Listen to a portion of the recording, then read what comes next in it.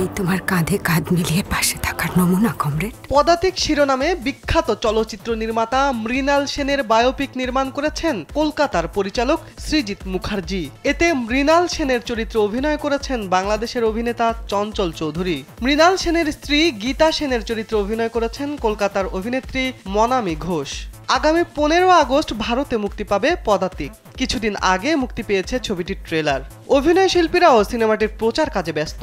এ উপলক্ষে ভারতীয় একটি গণমাধ্যমে সাক্ষাৎকার দিয়েছেন মনামি। তাতে চঞ্চলের সঙ্গে শুটিংয়ের অভিজ্ঞতা নিয়ে কথা বলেছেন এই অভিনেত্রী। যে গল্পটা যেভাবে বলতে চাই সেভাবেই বলবো, কারণ ভরপেট খাওয়ার থেকে শান্তিতে ঘুমানোটা অনেক বেশি জরুরি। যমুনা রেফ্রিজারেটর, খাবার ফ্রেশ তো লাইফ জম্পেশ।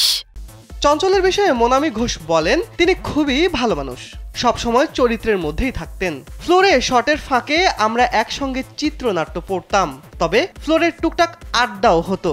মনে আছে সকালে ফ্লোরে এসেই আমার দিকে তাকিয়ে বলতেন, গুড মর্নিং গিন্নি, কেমন আছো?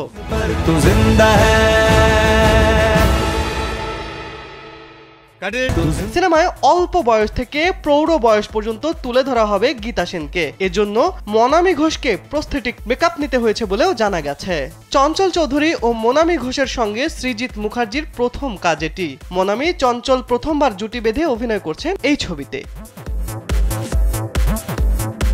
শিবলি আহমেদ, কালবেলা।